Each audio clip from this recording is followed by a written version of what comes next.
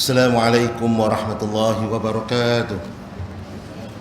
Innal hamdalillah nahmaduhu wa nasta'inuhu wa nastaghfiruhu wa na'udzu billahi min shururi anfusina wa min sayyiati a'malina. Faman yahdihillahu fala mudilla lahu wa man yudlil fala hadiya lahu. Qala rabbi ishrah li sadri wa yassir li amri wahlul 'uqdatam min lisani yafqahu qawli. Fa amma ba'd. Musimulkan al-fadil tuan pengurusi Surau Al-Jawahir dan juga Tuan Imam, dan juga yang saya mulakan tuan-tuan haji dan juga puan-puan hajah, tuan-tuan guru dan juga para ulama, dan juga yang saya mulakan para hadirin hadirat yang dimuliakan oleh Allah Subhanahu wa taala. Dan alhamdulillah kita hari ini insya-Allah bertemu lagi dalam tajuk kitab Bidayah dan wan nihayah, bidayah wan nihayah, dan juga tuan-tuan, kaitannya dengan penciptaan Allah Subhanahu wa taala terhadap alam. Jadi kitab Bidayah wan nihayah ni saya dah kongsikan sebelum ini. Kita bercerita tentang penciptaan langit, dan juga penciptaan bumi, dan juga penciptaan Lauh Mahfuz, dan juga penciptaan kursi. Dan insya-Allah hari ini kita nak bercerita berkenaan tentang penciptaan gunung, sebagaimana disebut oleh Allah Subhanahu wa taala dalam Al-Quran sebagaimana khalqul jibal, khalqul jibal. Jadi kitab ini disebut oleh Imam Ibnu Katsir dalam kitabnya Al-Mukhtasar Al-Bidayah wan Nihayah, iaitu ringkasan kitab Bidayah wan Nihayah, iaitu perjalanan hidup manusia dan juga bagaimana terciptanya alam ini sehinggalah terciptanya Nabi Adam dan sehinggalah ke akhir zaman. Ni sebelum ni saya buka kitab fiqh. Saya dah minta kepada Ustaz Azhar, Ustaz Azhar untuk ubah. Dia kata dia dah bincang, okey. Saya pun tukarlah, insya-Allah di lain kesempatan kita sambung lagi kitab fiqh tersebut lagi. InsyaAllah kita masuk dalam tajuk Khalqul Jibal ataupun penciptaan gunung. Dan saya dah buat beberapa kajian kitab ini ringkas. Jadi saya bukalah kitab yang asalnya daripada internet ataupun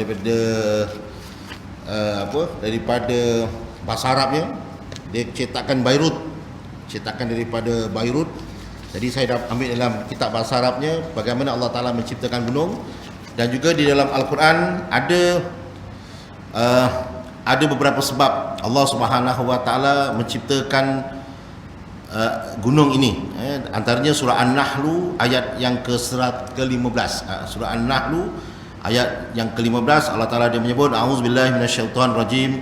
Bismillahirrahmanirrahim. Wa alqa fil ardi rawasiya an tamida bikum wa anharan wa subulan la'allakum tahtadun. Dialah yakni Allah mengadakan di bumi gunung ganang dan juga yang menetapnya supaya ia tidak menghayun-hayunkan kamu, dan dialah yang mengadakan sungai serta jalan-jalan untuk kamu lalu lalang. Jadi dekat sini Allah Ta'ala menyebut antara sebab Allah Ta'ala menciptakan gunung adalah Allah Ta'ala ciptakan gunung agar bumi ini dapat ditetapkan pada tempatnya. Berdasarkan kepada surah An-Nahl ayat 15 menyebut wa alqa fil ardi rawasiya, sehingga akhir ayat Allah Taala telah lemparkan ke atas bumi ini pasak-pasak agar kamu dapat tetap. Maknanya diciptakan bumi tujuannya sebagai pasak ataupun sebagai alat untuk mengukuhkan bumi. Dan juga dalam surah yang lain Allah Ta'ala dia menyebut a'udzubillahi minasyaitonirrajim, bismillahirrahmanirrahim, surah Fatir ayat 27. Allah Ta'ala menyebut tentang peranan gunung. Allah Ta'ala menyebut antara peranan gunung, a'udzubillahi minasyaitonirrajim, wa minal jibali judadun bidun wa khumrum mukhtalifun alwanuha wa gharabibu sud. Sadaqallahul azim, surah Fatir ayat 27. Allah Ta'ala menjelaskan antaranya ulama Abdullah Ibnu Abbas dan juga yang lain ada menyebut makna judadun adalah taraik. Allah Ta'ala menciptakan gunung. Gunung itu di situ adanya jalan-jalan. Jadi kalau kita lihat adanya jalan-jalan di sekitar gunung-gunung. Maknanya kalau pada hari kita tengok adanya lori kayu balak, apa lagi, lori bawa hasil mahsul hutan, dan di sekeliling gunung-gunung tersebut adanya jalan. Tuan-tuan tengoklah, ibu-ibu, bapa-bapa, tengok ketika mana pergi ke Cameron Highland ke, atau pergi ke mana, ke Genting Highland, jalan di sekitar gunung itu adanya jalan.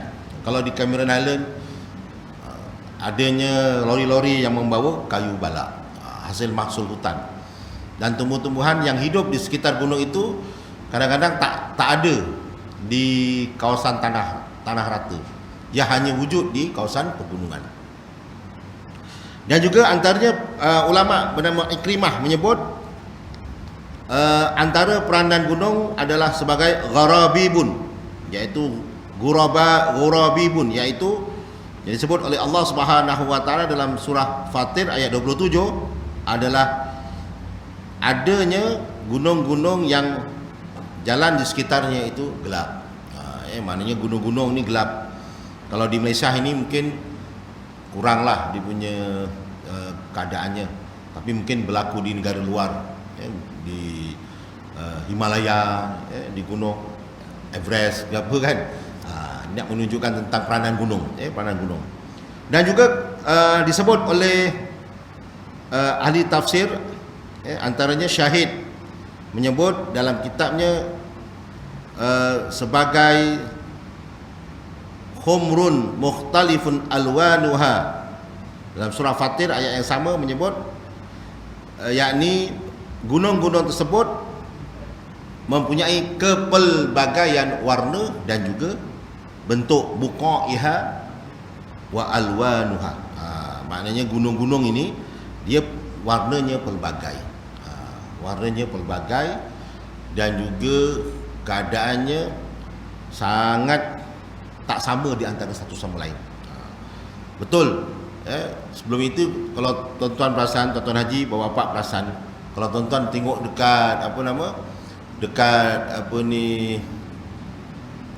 rancangan National Geographic, tuan-tuan tengok dekat rancangan National Geographic, tuan-tuan akan nampaklah gunung-gunung yang indah, lebih-lebih di sekitar negara China, kan, di sekitar negara Pakistan. Tuan-tuan tengok di sekitar negara Bhutan, kan, ataupun Tibet, kan. Dalam satu filem Hindustan namanya Bajrangi Bajrai. Bajrangi Bajrai ini satu filem mengisahkan perjalanan Salman Khan, seorang aktor Hindustan. Dia punya antara delegasinya, dia menyelamatkan satu rakyat Pakistan yang tersesat kerana tersalah naik kereta api ke India. Jadi mak dia sudah balik ke India, tapi anaknya tersesat sampai ke maknya sudah balik ke Pakistan, yang anaknya tersesat ke India. Jadi dalam filem Bajrangi Bajrai ini berlakulah perjalanan Salman Khan untuk membawa kanak-kanak tadi, untuk membawa maknya. Rupanya maknya duduk dekat mana? Dekat ujung sana, dekat Kashmir sana. Dekat pergunungan Kashmir. Dan pergunungan tersebut sangat indah dan sangat cantik. Dan kenyataan tersebut dibenarkan oleh Allah Subhanahu wa taala di dalam Al-Quran. Antaranya apa? Surah Fatir ayat 27 ini menyebut kepada kita bahawasanya auzubillahi minasyaitonirrajim. Bismillahirrahmanirrahim. Wa minal jibali jujadun bidun wa khumrum mukhtalifun alwanuha wa gharabibun sud. Dan di kalangan gunung ganang itu adanya jalan-jalan dan juga adanya kawasan-kawasan perjalanan yang gelap, dan juga adanya gunung-gunung yang berpelbagai warna yang berada di sa'iril ardi, di seluruh keadaan bumi, yang bikhtilafi buqaiha, pelbagai bentuk kedudukan ketinggiannya, dan juga alwaniha, warna-warnanya. Maknanya gunung itu Tuhan ciptakan dengan kepelbagaian. Selain peranannya sebagai wa alqa fil ardi rawasiya, sebagai pasak, dia juga mempunyai keindahan warnanya yang boleh dinikmati, yang boleh dilihat oleh manusia. Jom kita lihat apa dia lagi ayat-ayat suci Al-Quranul Karim yang menceritakan tentang peranan bumi. Antaranya saya dapat tengok dalam surah Al-A'raf ayat yang ke-74 ada menyebut a'udzubillahi minasyaitonirrajim, bismillahirrahmanirrahim, wa tanhitunal jibala buyuta, sadaqallahul azim. Surah Al-A'raf ayat 74 menyebut mereka memahat-mahat gunung, yang mana gunung tersebut Allah Subhanahu wa taala ciptakan untuk menjadi rumah. Wa tanhitunal jibala, maknanya manusia memahat gunung, dijadikan sebagai tempat untuk manusia berlindung. Manusia menciptakan gunung untuk berteduh di dalamnya, dipahatnya. Jadi kalau tuan-tuan tengok, bapak-bapak tengok, memang betul pun di sekarang, di masa sekarang ni memang manusia membuat kajian. Contohnya di Perak, dahulu adanya kajian menemukan tentang bagaimana manusia yang terawal antara prasejarah hidup di dunia ini wujud di negara Perak, di negeri Perak kan. Ada kajian juga di mana, di Gua Niah yang merupakan kawasan pergunungan di Sarawak. Dalam Gua Niah itu wujudnya penempatan manusia yang antara yang terawal, dengan keadaan manusia membuat beberapa gambaran rajah, bagaimana mereka membuat rumah, mereka bakar daging, mereka berperang, mereka menggambarkan keluarga yang harmoni dan juga saksama di kalangan mereka. Mereka menggambarkan tentang keadaan masyarakat yang wujud di sekitar waktu tersebut. Maknanya di Gua Niah pernah menempatkan kepelbagaian manusia. Juga di negara-negara tertentu, tuan-tuan pergilah ke Jordan, di Petra, manusia meletakkan membuat bangunan-bangunan di kawasan pergunungan. Di negara-negara lain, khususnya di Yaman sana, ada setengah tempat tu penuh dengan manusia yang mereka hidup dalam gunung, di gua-gua batu kapur. Dalam gua tu ada pasar, ada supermarket, ada kawasan untuk beribadah, ada kawasan untuk bersauna sebagainya. Malahan ada setengah-setengah tempat tu pakannya, bandarnya di dalam gunung, kan, di Mexico sana, di negara-negara yang banyak gunung. Manusia menjadikan gunung ini sebagai tempat berlindung, dan mereka menjadikannya sebagai kawasan untuk berkubu dan juga untuk mengelakkan diri daripada hujan panas, gangguan binatang buas. Inilah dia peranan gunung yang disebutkan oleh Allah Subhanahu wa taala dalam Al-Quran. Namun demikian, datang keadaan tersebut dan Al-Quran menceritakan kehidupan manusia di dalam gunung. Jadi banyaklah kisahnya tentang bagaimana manusia.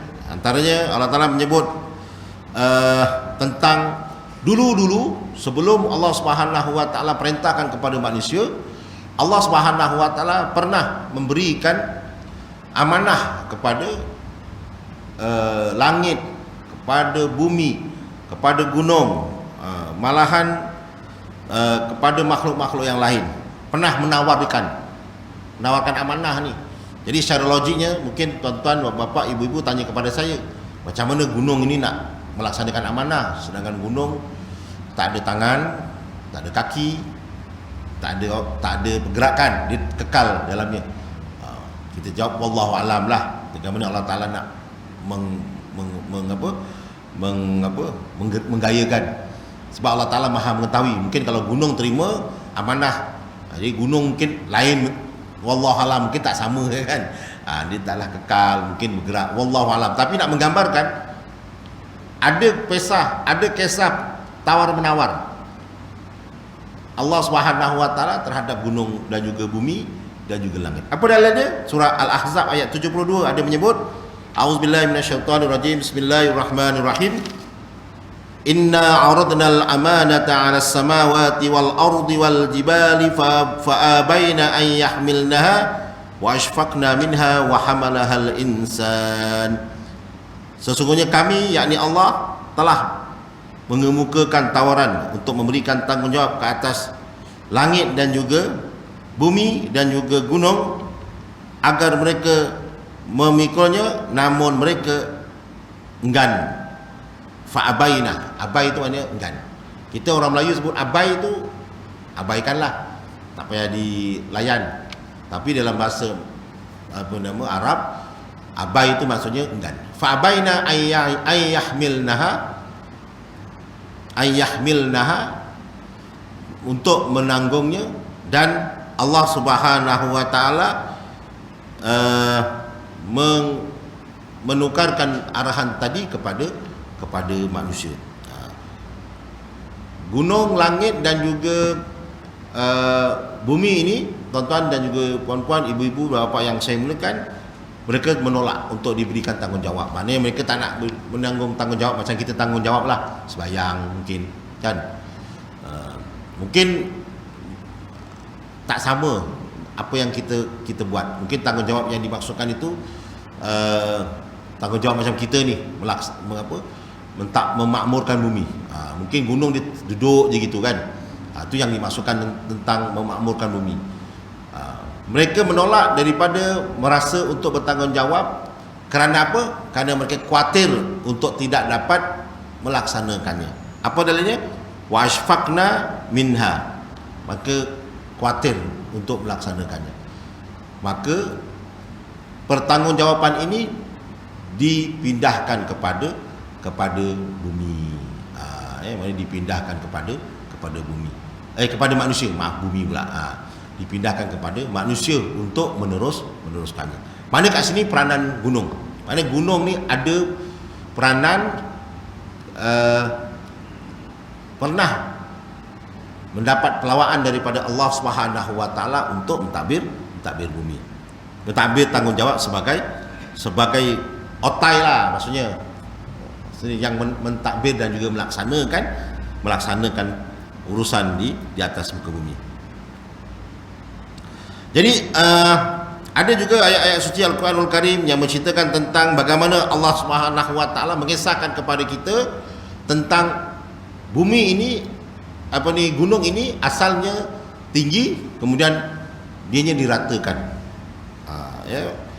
Diratakan, dan perataan bumi ini memang dibiarkan oleh Allah Subhanahu wa taala. Maknanya kalau dulu tuan-tuan tengok, mungkin ada gunung. Mungkin gunung tersebut taklah setinggi gunung Everest ataupun gunung Himalaya ataupun gunung Kinabalu. Mungkin gunung tu tinggi-tinggi jugalah, tapi kerana adanya pembangunan dan juga penempatan tertentu, maka gunung tadi tu diratakan. Maka kenyataan tersebut, kalau tuan-tuan perasan, ada disebut oleh Allah Subhanahu wa taala dalam Al-Quran surah Taha ayat yang ke-106 menyebut, A'udzubillahi minasyaitonirrajim. Bismillahirrahmanirrahim. Fayadharuha qa'an safsafa. Sadaqallahul azim. Maka Allah membiarkan tapak gunung-gunung itu yang berada di bumi itu menjadi rata lagi licin. Maknanya dibiarkan. Maknanya apa? Kalau manusia meratakan gunung dan juga bumi ini, memang Allah Taala biarkan. Mana Allah Taala tak halanglah. Maknanya kalau nak ratakanlah. Namun hakikat kejadian gunung ini memang sebagai rawasiyah, pasak, ataupun sebagai kayu tunjang, ataupun sebagai akar tunjang. Maknanya sebagai kekuatan. Ini kalau dalam kitab Ibnu Katsir ini yang ringkasnya memang diceritakan tentang gunung itu begitulah. Mana gunung itu begitulah. Jadi tuan-tuan, Kalau kita tengok dalam surah An-Nahl ayat yang ke-81 juga ada menyebut tentang bagaimana Allah Subhanahu wa taala menjadikan gunung itu sebagai tempat untuk berlindung. Antaranya Allah Taala menyebut a'udzubillahi minasyaitonirrajim, bismillahirrahmanirrahim, wallahu ja'ala lakum mimman khalaqa dhilala wa ja'ala lakum minal jibali aknanna wa ja'ala lakum sarabila taqikumul har.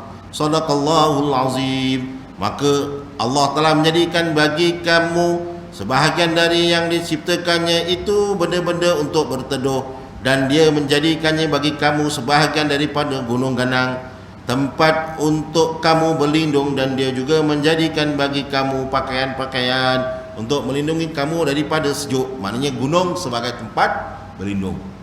Jadi gunung ni tempat berlindung. Memang benar pun kalau tuan-tuan tengok, tuan-tuan kalau pergi ke negara Arab, khususnya di Mesir. Di Mesir ini memang kalau tuan-tuan tengok khususnya di Semenanjung Sinai, kalau tengok tentera Islam ketika berlakunya peperangan antara negara Mesir dan juga negara Israel, memang tentera Israel dan tentera Islam Mesir dulu memang tentera Mesir menjadikan pergunungan di Semenanjung Sinai itu sebagai tempat berlindung. Di kawasan ini bergunung ganang di situ, luas kawasannya. Sebab itu kawasan tersebut merupakan kubu kuat bagi negara Mesir. Sebab itu Semenanjung Sinai masih berada di bawah takluk Mesir. Kalau tuan-tuan nak mendaki Gunung Sinai, tuan-tuan boleh pergi melalui Mesir. Maknanya kawasan tersebut gunung ganang. Dia taklah gunung macam gunung tu, gunung Kinabalu, tak, dia lekuk-lekuk gitulah, gunung ganang gitu, lekuk-lekuk. Dan di situ kita boleh melihat kawasan yang strategik untuk masyarakat Islam untuk berlindung. Dan gunung ni merupakan, kalau kita tengok negara yang banyak gunung, maka kerajaannya boleh mengambil manfaat dengan menjadikan gunung tersebut sebagai kawasan perlindungan secara alamiah ataupun semula jadi tabiatnya, kalau pandai menggunakannya. Kalau tuan-tuan tengok pun dalam ketenteraan pun mereka akan mencari tempat yang tinggi ataupun tempat yang gunung sebagai tempat berlindung. Maknanya kalau di negara tertentu pun begitu. Kalau tuan-tuan tengok dalam sejarah Islam pun, ketika peristiwa peperangan Uhud, Nabi SAW menjadikan gunung Uhud itu sebagai strategi peperangan. Namun kerana ujian daripada Allah Subhanahu wa taala, ada di kalangan sahabat Nabi yang dipujuk oleh nafsu, ataupun kerana mereka menyangka kemenangan umat Islam pada ketika itu di kawasan bawah, dan pada ketika itu tentera musyrikin yang diketuai oleh Khalid bin Al-Walid. Khalid bin Al-Walid ni, kalau tuan-tuan perasan, dia lah satu tentera yang sebelum Islamnya telah berjaya mengalahkan tentera muslimin dalam peperangan Uhud.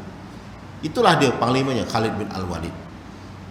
Dia berjaya mengalahkan tentera Islam di zaman peperangan dengan mengambil kira kubu pertahanan yang dibina oleh baginda Nabi SAW. Nabi pesan kepada pasukan berpanah yang jumlahnya sekitar 50 orang yang berada di Gunung Uhud. Pada ketika itu, di satu tempat yang strategik dan juga terlindung, jangan meninggalkan kawasan tersebut. Menang ke kalah itu bukan soalnya, tapi jangan berpindah daripada Gunung Uhud. Namun mereka melihat seolah-olah kemenangan berada di pihak muslimin. Bila tentera Khalid bin Al-Walid melihat tidak ada tentera Islam yang bertahan di kawasan yang diperintahkan oleh baginda Nabi SAW, maka tentera Khalid bin Al-Walid menyerang. Maka pada ketika itu kedapatan tentera muslimin telah mengalami kekalahan yang sangat teruk. Dan pada ketika itu yang menjadi sedihnya adalah kerana sebahagian besar daripada sahabat-sahabat Nabi yang berjumlah lebih kurang 70 orang yang syahid. Antaranya Hamzah. Antaranya ramailah tuan-tuan. Minal muslimin al-awwalina yadkhuluna al-jannah, iaitu di kalangan orang muslimin yang terawal yang masuk ke dalam Islam telah syahid dek kerana kesilapan sebahagian daripada sahabat Nabi. Kesilapan sebahagian daripada sahabat Nabi, mereka telah menanggung akibatnya. Jumlahnya sangat ramai, 70 orang. Yang itu yang meninggal di saat kematian.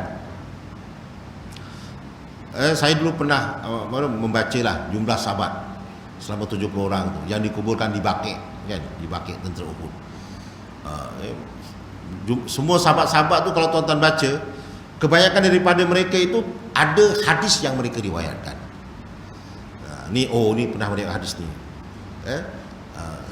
Dalam ilmu hadis dia ada istilah takhrij, iaitu mengkaji satu-satu hadis daripada mana datangnya, perawi mana datang, daripada perawi sini ke perawi sana, dan antara hadis-hadis yang berkaitan tentang akidah ataupun yang berkaitan tentang permulaan Islam, ada di kalangannya yang meriwayatkan adalah sahabat Nabi yang syahid di dalam peperangan Uhud. Ada jumlah ini mereka syahid. Kerana pada ketika itu peperangan dengan apa yang ada, dengan cangkul, dengan kayu, asal ada senjata, kan, dengan persiapannya yang lebih kepada tawakal pada Allah Subhanahu Wa Taala.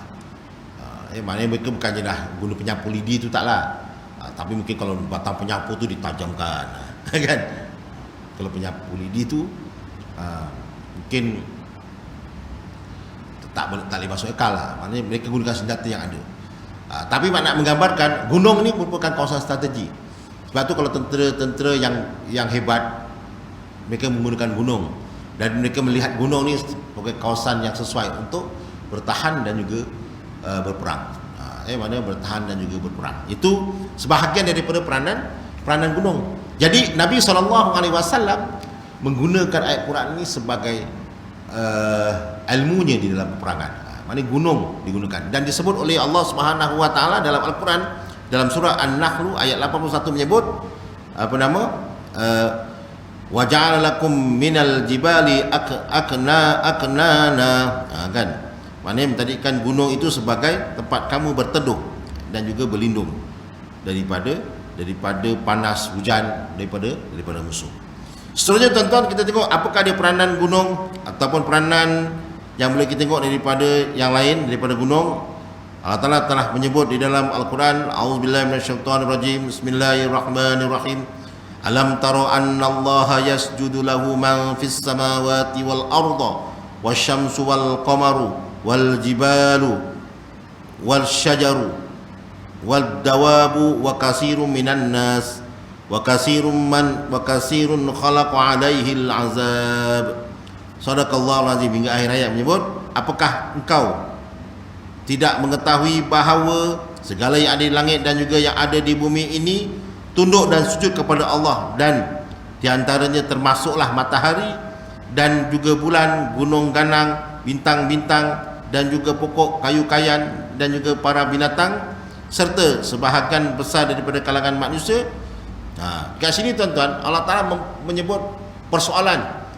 Allah Ta'ala menyebut dalam Al-Quran, alam tara annallaha yasjudu lahu man fis samawati wal ardi, apakah kamu semua, ditanya kepada manusia ini, termasuklah kita yang ada di dalam majlis ini, menyebut tentang apakah kita semua mengetahui bahawasanya semua sekali, termasuk langit, bumi, bintang, bulan, binatang-binatang, pokok-pokok kayu-kayan, semuanya sujud. Dan wa kasirun minan nas, dan adakah juga di kalangan manusia. Maknanya apa? Kat sini ada digambarkan kepada kita bahawasanya manusia ini semuanya ada yang beriman dan ada yang tak beriman. Sedangkan Allah Ta'ala menyebut dalam Al-Quran, gunung ganang semuanya sujud, tak ada masalah. Bulan, bintang semuanya sujud, tidak ada menjadi masalah. Para apa lagi? Matahari semua sujud. Planet-planet semua sujud. Namun Allah Ta'ala bertanya dekat sini, apakah manusia semuanya pun sama macam binatang dan juga makhluk yang lain? Maknanya kat sini ada sedikit persoalan daripada Allah Subhanahu wa taala menyebut wa kasirum minan nas, apakah ada sebahagian besar daripada manusia pun beriman? Maknanya ada manusia yang tak beriman. Begitu. Kalaulah gunung ataupun matahari itu tidak beriman macam manusia, pasti telah berlakunya pelanggaran. Kalau gunung tidak beriman, pasti sudah berlakunya kemusnahan bumi, para bintang, bulan dan sebagainya. Maknanya mereka semua ikut sebagaimana diperintahkan. Meletup, meletup. Begitulah. Terbit, terbit. Pukul 6.45 syuruk, syuruk. Besok pukul 7 lebih maghrib. Gitu. Maksudnya masuk, turun, masuk, semua perintah. Bumi pun sama, ikut saja apa yang diperintahkan oleh Allah Subhanahu wa taala. Maknanya kat sini nak menggambarkan gunung itu walaupun dia diam kaku, dia ada bahasa dia sendiri ataupun ada kaedah dia sendiri, sujud dan patuh kepada Allah Subhanahu wa taala. Cuma bezanya manusia ni dia tak macam gunung lah mungkin, kan? Kalau manusia ni kita nak beli jam, nak beli baju, nak beli rumah, tengok jiran sebelah rumah ada tukar kereta baru, dia pun tengok, tak boleh jadi ni haji ni tukar kereta baru, dan dia pun nak tukar kereta baru. Tengok haji ni plat nombor baru, nombor je cantik, tukar plat nombor je, J1111. Wah, dia pun J1, wah ini dah hebat ni, ada plat J1. Keretanya buruk je tapi plat J1, mahal. Orang nak beli, boleh saya nak beli 1 juta, tak jual, kan? Besok kalau saya mati pun ini plat J pun masuk dekat dalam saya punya kubur. Dia cakap dengan anak dia. Contoh lah ni, contoh. Sebelah pun nak lawan juga. Sebelah tukar langsir baru, orang sebelah pun nak lawan juga, buat langsir baru. Sebelah tukar TV baru, dia pun nak tukar TV baru. Orang sebelah tukar grill stainless steel, dia pun nak tukar grill stainless steel. Tukar, semua tukar. Asyik nak lawan, ya kan? Cat rumah, dia pun nak cat rumah. Akhirnya orang sebelah tukar tambah bini baru, dia pun kata aku tak boleh tahan. Itu yang dia kalah, dia sakit dada. Tambah bini. Dia tak tukar, yang ada dikekalkan. Ni bukan sinilah orang lain ni, sini baik-baik, alhamdulillah. Sini suami sini semua setia, bagus. Sakit dada, masuk hospital. Lepas tu jiran cakap, Haji, jiran Pak Haji yang kahwin baru tu dah ngandung bini dia, mati dia. Geram, kan? Sakit hati. Meninggal kerana sakit hati. Sama-sama umur dah ada anak, bakal ada anak. Kan? Ni contoh, contoh. Sebab itu manusia kerenahnya banyak. Kerenahnya banyak. Gunung tak ada kerenah. Dia kekal di tempatnya. Namun tuan-tuan, ayat suci Al-Quranul Karim surah Al-Hajj ayat 18 menyebut tentang gunung gandang tadi bersujud kepada Allah Subhanahu wa taala dengan caranya sendiri, dengan kaedah dia sendiri. Sebab tu diciptakan gunung bukan saja-saja, bukan saja-saja, dan manusia dituntut supaya mengambil pengajaran dan juga mengambil peranan daripada Allah Subhanahu wa taala menciptakan gunung. Ini banyak sebenarnya kisah ayat suci Al-Quran Al-Karim tentang gunung. Kalau kita tengok dalam kitab Ibnu Katsir ini menceritakan tentang bagaimana Allah Subhanahu wa taala meletakkan sampan Nabi Nuh alaihissalam di satu tempat namanya Judi. Waqad zakarallahu ta'ala fi kitabihi al-judi ala ta'yini wa huwa jabalun azimun syarqiyun jaziratun. Gunung Judi ini disebut dalam tafsir dalam kitab Mukhtasar Bidayah wa Nihayah seperti gunung yang tinggi, Jabalun Azimun, gunung yang besar, Syarqiyun Jazirah, iaitu di sebelah timur pergunungan. Dia memanjang, dipanjanglah kat situ. Dan kalau kita tengok gunung tersebut wahwa akhdarun, gunung ini berwarna kehijauan, kehijauan akhdarun. Lianna fihi syajara minal buluti, iaitu dekat gunung ini adanya pokok-pokok yang daripada belut.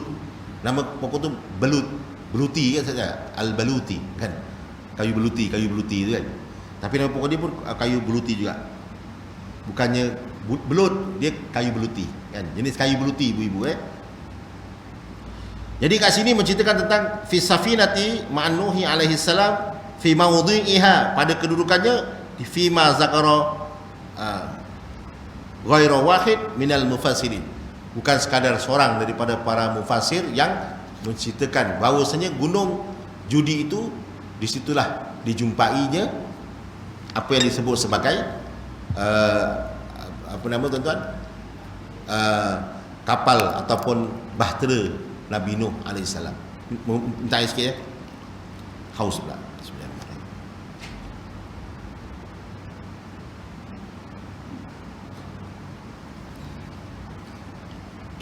Jadi tuan-tuan hadirin yang dirahmati Allah Subhanahu wa taala sekalian, di sini dalam kitab Mukhtasar Lil Ibnu Katsir menyebut juga tentang Gunung Tursina. Gunung Tursina. Wa zakarallahu taala Tursina, disebut Tursina ini disebut oleh satu ulama Al-Hafiz Baha Ibnu Askari. Nama ulama tadi Ibnu Asakir, dalam kitabnya Al-Mustaqsa fi Fadailil Masjidil Aqsa, iaitu Al-Mustaqsa maknanya keistimewaan sebahagian daripada Masjidil Aqsa, menyebut tentang Tursina ini disebut sebagai Jabalul Muqaddasah ataupun gunung yang mulia, gunung yang mulia. Jadi cerita tentang gunung yang mulia ini disebut dalam surah Tin, iaitu wattini wazzaitun wa turi sinin wa hadzal baladil amin. Jadi ulama mentafsirkan tin itu sebagai buah tin, buah tin.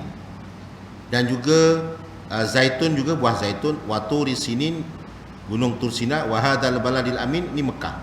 Namun ada sebagian ulama yang berpendapat watin ini merujuk kepada negara Damsyik. Damsyik iaitu Syria. Watin wazaitun, tin iaitu negara Damsyik. Manakala wazaitun merujuk kepada negara Palestin. Watini wazaitun iaitu demi watin dan juga zaitun. Jadi kat sini kita boleh ambil pengajaran. Jadi kalau tin ini dikaitkan dengan negara Damsyik, jadi berkemungkinan watin yang berada di negara Damsyik ini antara yang terbaik lah. Kenapa? Sehingga kan Allah Ta'ala menyamakan watin ini dengan dengan sesuatu, dan ulama pula membuat tafsiran apa sebab mereka ada sebab kenapa mereka menyebut tin ini dengan negara Damsyik. Ada sebabnya kenapa. Damsyik ini kalau kita tengok adalah ibu negara Syria, dan ini merupakan sebahagian daripada negara Hijaz. Negara Hijaz ni dalam Al-Quran, Hijaz ni besar, merangkumi Syria, merangkumi Jordan, dan Hijaz ni adalah kawasan dulu satu negara sebelum dipisah-pisahkan. Maknanya watin ini kalau hidup di negara Damsyik ataupun di negara Syria, mungkin kualitinya sangat baiklah. Jadi kalau kita pergi ke kedai-kedai kurma, kita tanya watin made in Syria ada tak? Made in Syria tak ada. Mana tahu ada made in Syria, cuba rasakan, mungkin kualitinya tak sama. Tapi kalau kita tengok buah zaitun pun sama. Buah zaitun yang paling bagus ada yang menyebut daripada Palestin. Namun yang popular pada hari ini yang tuan-tuan tengok dalam olive afiat tu, yang kotak tu, dia daripada Morocco Maghribi. Sebab dia ada hujah dia tentang bagaimana tumbuhan zaitun itu hidup dalam bentuknya yang membelakangi matahari, dikaitkan dengan negara Maroko. Wallahu alam. Tapi kalau kita tengok apa sebab ulama menafsirkan zaitun itu dengan negara Palestin. Maknanya air perahan, minyak perahan daripada zaitun itu pun berkualiti juga. Ya. Saya dibeli minyak zaitun di kedai nasi Arab di Hadramaut ni, depan balai polis trafik kat bandar ni kan. Ada satu restoran Hadramaut tu, tuan-tuan beli di situ satu botol lebih kurang RM50. Dia ada jual minyak zaitun daripada Palestin. Saya tengok dekat kaca dia tengok, saya tengok Palestin, minyak zaitun RM50 dia jual. Lepas tu kita tawar boleh cakap Arab sikit, dapat RM40. Boleh dapat murah. Bapak boleh beli situ. Dia memang keluar, memang botol dia tu memang daripada Palestin. Saya kata itu pun antara yang baik lah, sebab botol dia pun ada cop dari Palestin dan dia pun orang Arab. Maka memang sah lah daripada Palestin. Mungkin lagi original, sebab kita nampak botol dia keluar dia. Kalau yang packing ni, percayalah, saya percaya jugalah, tapi kita nahkumu bizawahiri, kita melihat pada zahir. Tapi saya ingat itu keluaran edisi terhad. Saya tengok ada satu je masa tu. Cuba kalau ada masa, kalau ada tuan-tuan minat minyak zaitun ni baguslah untuk jantung. Tapi kena tanya doktor dulu ya, ibu-ibu jangan minum je kan. Tanya sesuai tak. Ya. Tapi dia baguslah untuk sakit tekak, untuk penghadaman, untuk perut masalah sebu, untuk sakit jantung. Biasa dikaitkan dengan, tapi kalau minum banyak-banyak takut tak sesuai pula. Minumlah 2-3 titik apa kan. Pagi ketika perut kosong minum satu sudu kecil, untuk dia sebagai membantu perut. Buatin pun bagus. Buatin ni ada orang menyebut nak bagus, buatin tu kita perap dengan minyak zaitun. Beli buatin yang dah kering tu, beli minyak zaitun, masukkan dalam buah zaitun tu, rendam. Jadi makan buatin dengan dalam minyak zaitun. Tapi jangan buat banyak-banyak, takut dah banyak sangat tak termakan pula nanti. Buat 2-3 biji je dulu. Buatin yang kering tu ibu kan, rendam. Cuba. Mana tahu ada hikmahnya kat situ. Ada orang petua tu bagus untuk badan. Mungkin nanti bulan nak puasa Senin Khamis, cuba sebiji 2 biji rendam. Pagi rendam, makan. Apa rasa? Dengannya ada baiknya, ada bagusnya. Buatin tu direndam dengan minyak zaitun, lepas tu dimakan ketika perut kosong. Bagus, ya. Untuk semangat, mengah. Untuk mengelakkan daripada mengah kan. Mengah. Ni mengah ni kadang susah nak mengah, nak bangun mengah. Semayang mengah kan. Dia datang tak kira umur. Muda pun kena, kadang orang tua pun sihat kan. Kadang orang muda-muda dah mengah kan. Jadi kat sini ada cerita tentang